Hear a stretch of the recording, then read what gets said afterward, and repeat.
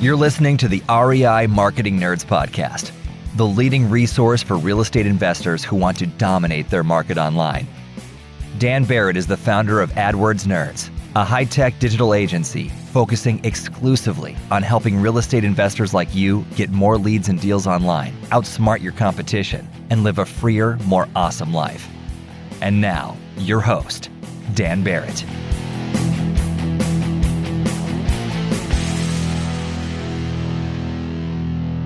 All right, hello, and welcome to this week's episode of the REI Marketing Nerds Podcast. As always, this is Daniel Barrett here from AdWordsNerds.com.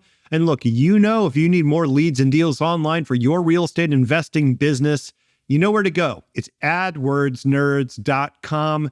Jump on a call with my team. We will help you put together a strategy for your market for free. All right, this week, I've got a really fun interview with Chris Prefontaine. Now, if that name sounds familiar, Chris was on this podcast in May of 2020, right at the beginning of the pandemic. And since then, Chris has not only led his team through that incredibly uncertain and frankly tumultuous time, he has thrived, and he's got a solid strategy for thriving in this market today.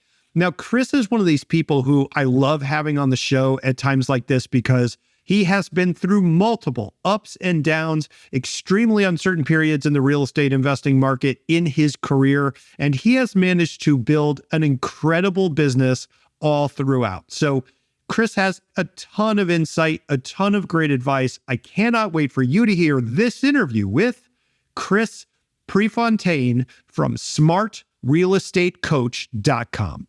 Chris, welcome to the show, man. Thank you so much for being here. I really appreciate it. Yeah, it's been a bit. We were saying since COVID, we haven't chatted, so we ought to hook up every 2.5 years. I know. I was going to say, so much has happened. Yeah. And we're going to touch on a whole bunch of it. Before we dive into it, I do want to say we were talking about your book. We're doing a free giveaway of the book. As you mentioned, it's actually literally free. You don't have to pay shipping or anything. You can go to wickedsmartbooks.com/Dan, and you can go grab that, wickedsmartbooks.com/Dan. Before we dive into the last couple of years, give people an overview of what the book's about. Why should a real estate investor go check this book out? Yeah, we're going to throw two bestsellers. The first one came out in 2017, but then during COVID, I think literally when you and I talked, when we met in Mayish, we were going through a revision. So we were lucky in that sense because we got to revise it all current COVID stuff, post-COVID. It's called Real Estate on Your Terms, and it's going to bring you from A through Z, what we do. My story from the nightmare crash in 2008, all the way through how we generate leads, stories about some of our students. So we don't hold back in it. And I'm not saying you read it and you go make $1 million. Too many people will tell you that. I am saying it'll wet your whistle for creative real estate. The second one is it's called Deal Structure Overtime. And it's all the nuances that, again, nobody wants to tell you that happen behind the scenes on deals. So you can go to YouTube and see the deal. But this is like overtime, we call it, meaning all the stuff that you don't catch. All right. So I love this. So we got Deal Structure Overtime. We got Real Estate on Your Terms. You can go to wickedsmartbooks.com/Dan. All right.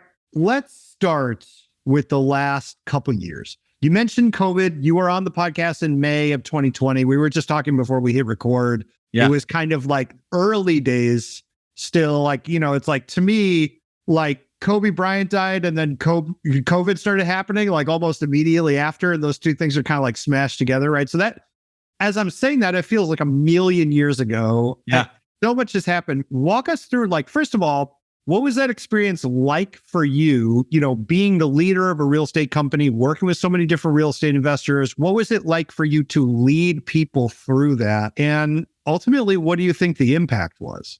Yeah, I feel like in a sense, there's a little bit of that going on now. So I'll comment on it and it's applicable today. So there was so much uncertainty. I remember like it was yesterday, I was coincidentally being coached right during that time frame by Tony Robbins' son, Jared. And so he helped me with a lot of stuff going on. But I remember specifically, I brought him to a team meeting even. And so I started screaming to the community, the Wicked Smart community, the investors, to not sit, to double down, literally go double down on your efforts. And our deal intake, the amount of homes we put on the contract, skyrocketed like those 3 months. And then of course the market got busy and that was tougher to get a deal. So it calmed down a little bit. But right at the time of the uncertainty, deals went through the roof. That's because we can be the guy, right? That's what we do. We provide value. That's what a good investor can do. So that was great in that sense. Obviously, going virtual was different. When you and I talked, we had a 2-week notice to put on a virtual event, which we never did.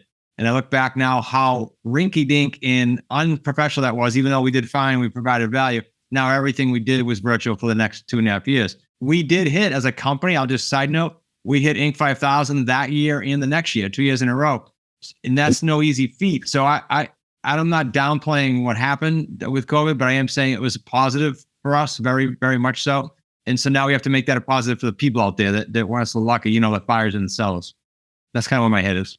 So you I was just thinking about you kind of painted that picture of, you were being coached by Tony Robbins' son and sort of bringing him in. And I'm assuming that there were people in your organization, like you said, are very uncertain, right? The whole market was very uncertain. It seems weird now, but you can remember back to when, we couldn't buy toilet paper for a hot second because who knows what's going to happen, right? So when you were in that moment as the kind of leader of the business, as someone who is being coached, right? How do you give people the certainty they need so that they can change what they're doing and pivot and provide that value? Like you mentioned, right? You're like, if you're a good real estate investor, you can provide value in uncertain times. How do you pull your team with you? Is it just a matter of really setting a vision? Did you have to really pump people up? What was that experience like?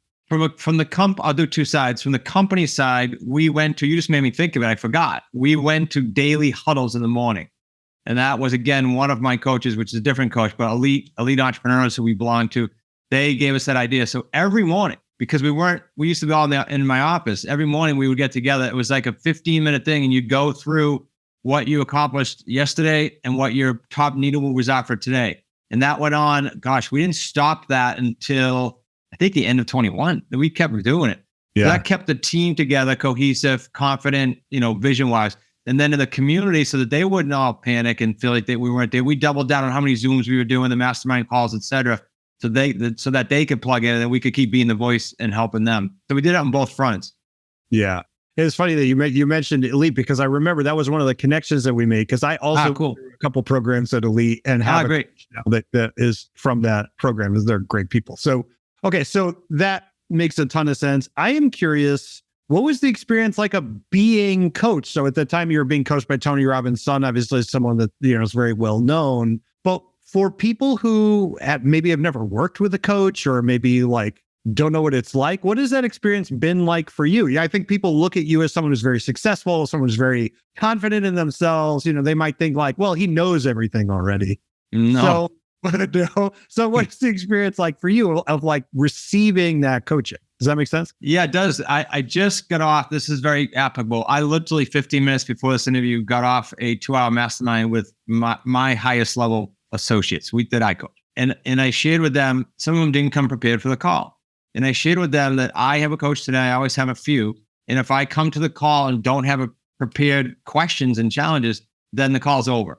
It's not about a sunrise. It's about getting whatever things you have to go from A to B, and there's stuff in the way. That's always and forever. Everybody has that. So what was it like? It was comforting to know that you could pick up the phone, text, or email and say, what would you do along the way? The biggest mistake I made, I may have said it on your show last time, it was in 2008, not having that personal lean on. And for the first time ever, and that's probably why it took me 4 years to get out of that mentally. So it was great in that I could pick up the phone and call. And that a lot of stuff came from him and Elite during that process, because everybody's going through it together, right? Nobody had done it. Yeah. I think it's, we've been talking about leadership a little bit, right? And it's not something I really necessarily plan to talk about a ton, but I do think it's the sign of a strong leader that they are also willing to receive feedback, right? Oh, for sure. Receive feedback, ask questions, sort of approach situation with humility. I think people in the organization see that, right? And then they're more open to receiving it from you, or at least it feels like that would be the case. Yeah, or going out themselves. You just made me think of this, because we now are big on spending money on our team to get outside coaching as a team and as individuals for their specialties, right? Like our affiliate manager right now needs help on, how do I get sponsors? How do I work that? Well, so we found her a coach. So they're more apt to do that because we all do it. It's just like culture now. And I think COVID or not COVID, interest rate changes or not, like at any one time, you lead by example. So we don't just preach it, we do it. And we say, come with us, Yeah. Want to find motivated seller leads online, but don't know where to start? Download our free Motivated Seller Keyword Report today. AdWords nerds have spent over $5 million this year researching the most profitable keywords for finding motivated seller leads. And you can grab these exact keywords when you download our report at www.adwordsnerds.com/keywords. So, all right. So let's fast forward a little bit because we've talked about 2008 in the past. And I think for people who want to sort of walk through your experience of going through 2008, we touch on that in the earlier podcast episodes. Yeah. Just search for Chris Prefontaine, you'll find it. But so let's talk about the current market, because I think we are now, as we're recording this, in another period of a fair amount of uncertainty, or maybe uncertainty is not even the right word, maybe a little bit more pessimistic than anything else. Yeah. And, I've been asking this question of many people come on this show. Everyone's got a slightly different take. Some people kind of lean on, yes, we are in a recession already. We're not going there. We're in one. It's going to be really tough times for several years. There's people who feel more like, it's not necessarily that now is particularly bad. It's that the last few years were particularly weirdly good. We had these artificially low inflation rates, and what we're seeing now is more normalcy. Right. I've got people who have said like, we'll be back in 6 months. I'm curious, first of all, just as an overall kind of picture, how do you view the current market? Like, how do you view what is going on now? Do you view it as good, bad, indifferent, and why? Okay, good question on a bunch of fronts. I think I'm going to answer two ways. Indifferent globally, like on a bigger scale, but very good for our community because, again, I'll just throw some metrics out. Our 50-year, I was just sharing this with my wife on our trip, our 50-year interest rate average is 7.7%. We're not even there yet, and people think this is astronomically high. We're not there yet, number one. Number two, because of that, we have, for the third time in 50 years, an affordability issue already, and it's not even at 7.7 yet. A massive amount of buyers just got pushed to the sidewalk who thought they were going to buy homes. So all these things are going on at the same time. That just changed dramatically the need for creative financing, for one. But to your point, the pessimism, because a lot of people haven't lived through 10%, let alone 7% interest rates. My first house was 10. It was no big deal. So I think it's indifferent, but I think for the creative community, it was great. You mentioned how good it was, prior to now.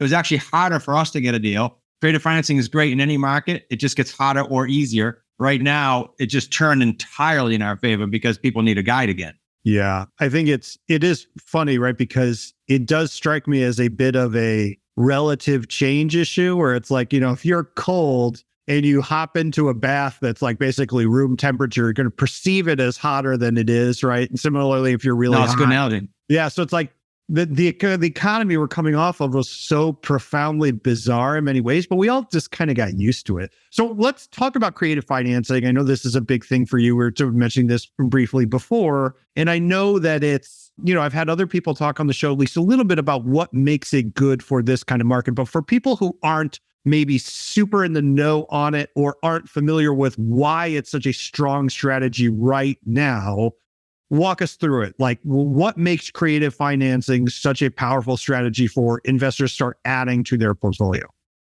Well, okay, so I'm going to start with the other end of it. I'm going to start with the buyers and sellers, because I ended with that saying they sadly got kicked to the side, which means now the sellers aren't getting the same demand. That's a lot of emotion. So when you can fix something like that or help mitigate, you can't fix it, but you can help mitigate it, you are providing a lot of value and you get paid according to how much value you provide. I don't care what business you're in.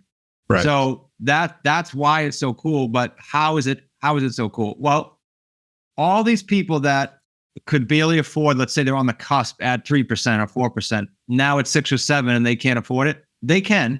They have good credit. They have down payment, a whole bunch of them. They just need a little more time now to maybe save up some more cash. Some of them maybe improve their credit so they can get that better loan.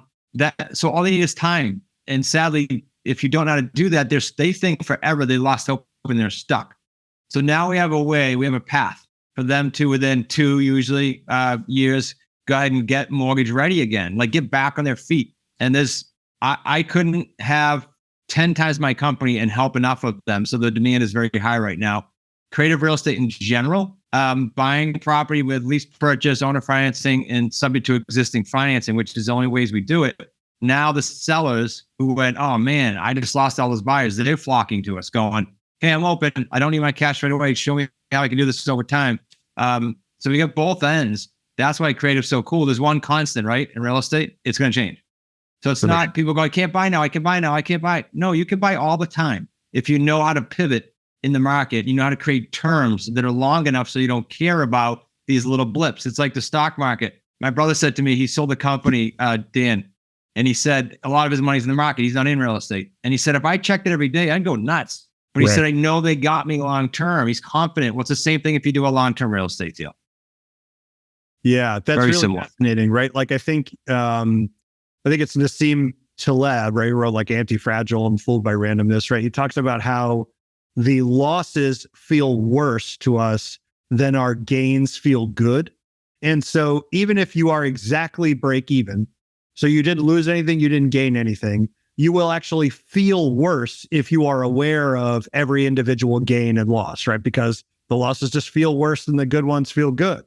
And so I think it's very insightful in a lot of ways, right? Because you could have the exact same portfolio as someone else, but because you get emotional about it, make much worse decisions over time and end up with a much lower ROI than someone who maybe almost takes more of a hands-off approach to it. Is that kind of like what you're saying? Yeah, a lot of your analogies are really cool there because how we make decisions, it's really beat up by what's either chasing us or what's chasing us in our head, right? Yeah. So creative real estate allows you to do something else. You're not, forget the economy for a second. When you're not signing personally on loans, your decision analogy made me think of this, and you don't have that, because I had that prior to 2008. When you don't have that on your head when you go to sleep at night, you make better decisions, plain and simple, because you don't have anything chasing you. You don't have the stress of that.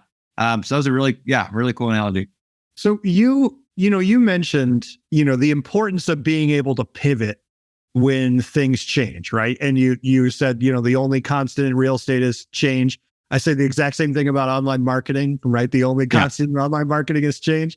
And there's a lot of change. And I personally believe that the rate of change is speeding up. So it's not just changing, it's changing more often. So when you go through those moments, and you've been through several in your career so far, is there like a process that you go through in order to be able to not just survive, but thrive? Like, do you sit down with a piece of paper and map it all out? Do you call like a board of directors and talk it through? Like, how do you walk through those moments where you have to pivot? Does that make sense? Mm-hmm. No, it does. I just wish I could tell you I was that smart to do that. I'm not. It's just, do I have people around me that I ask? Yes. But in creative real estate, I've got the level of confidence now to say, not how I pivot, but okay, given what's going on in the next 2 or 3 years, what might be things that are going to be challenges? So exactly right now, okay, prices may come down again, say 10%. If that's the case, am I more apt to do a deal that's a 3-year term or a 10-year term? 10. So I got to tell myself, my team, and my students, stop creating 2 and 3 year deals. The market's maybe going flat or down, things like that. But it's not a panic. It's let's revisit it. And we have, as you know, the elite culture, we have trimesterly meetings where we go over what are the opportunities, what are the threats. We do the SWOT analysis. So that's where that stuff comes up. It surfaces up, and we go, oh man, I didn't think of that. How do we deal with that? But it's every trimester. Well, I think I know you were sort of joking that like, you're not smart enough to do it that way. But I think even that approach of approaching it from a point of view of saying, what are the potential downside risks and how do we mitigate them? Right. Right. I think that's incredibly powerful, because I think most people approach potential investments from, well, what has the most potential upside, right? Like which number looks bigger? I'm going to do that one. But ultimately, I think a lot of investment in real estate in particular, but all investment ends up being the same, even entrepreneurship being the same. It's like, well, you have to survive. You have to stay in the game long enough to get that payoff at the end, right? And so capping that downside strikes me as like really powerful, just kind of a really powerful, like you said, sort of a company cultural way of approaching it. I think now you say that, it's also important for everybody to understand, the listeners. So here we are with the interest rates going up. Yeah. Well, don't forget, we had however many deals, call it 50, 60, 70 deals already in the hopper, meaning a house is under contract, 3 paydays were created from those, and they're going for 5 years, 6 years, 7 years. So while the pivot's going on, because of the beauty of the 3 paydays, it's not a one check deal. We have all these deals that are paying us. So you have time to sit down and go, I got to pivot. Let's do this. Even if it takes 3 months, you have money coming in constantly. That's a lot different than I'm flipping high-end houses, or I'm flipping houses, or I'm wholesaling, and it just stopped. Okay, you're done because you got to go do a deal to get paid. Lot different. Yeah. I think that's that idea of like a cash flowing asset versus just a transactional based business, I think. Yeah, right on. That's it. So if investors are interested in creative financing, is there anything particular that you recommend for them to get started in that, to start learning about it? Like if I want to start adding that to my business model, how do I go about doing that? Yeah, adding or brand new auto, you're just trying to escape your job. Same answer. That is, I said to you right before the show, I think there's just too good, bad, or otherwise, there's too many programs out there that you get marketed by, right? That they might be good programs, but what their goal is to market to a program. What I'd like to constantly scream from the mountaintop about is I want to bridge this gap of the time when someone looks at information or a seminar and does a deal. And sadly, sometimes people never get there. So free. You offered the free book earlier. If you go to YouTube, we post, I don't know what it's at, Dan, it's probably 150 now, maybe more, of our deals where we whiteboard it and say, hey, here were the wins. Oh, this one was crappy. Here's why. Here's the 3 paydays. Like, we expose them all. You might look at that and go, that doesn't interest me. Great. You did a free due diligence. Or you might look at it and go, that's really cool. I like helping people and I like the 3 paydays, in which case now you can dig deeper, but at least you can do it for free and find out if you're passionate about it. It's not for everyone, right? I'd be naive to think that, but I think it's cool, but go look it for free and see what you get out of it. I mean, I think that's just so awesome. And again, like for people that are interested, right, you can go to smartrealestatecoach.com. You can go check it out. And obviously we mentioned the books at wickedsmartbooks.com/Dan. Go there and check all the stuff that Chris is doing. Hey guys, hope you enjoyed part 1 of this episode. It's just too good to limit to one show. Join us next week to hear the rest.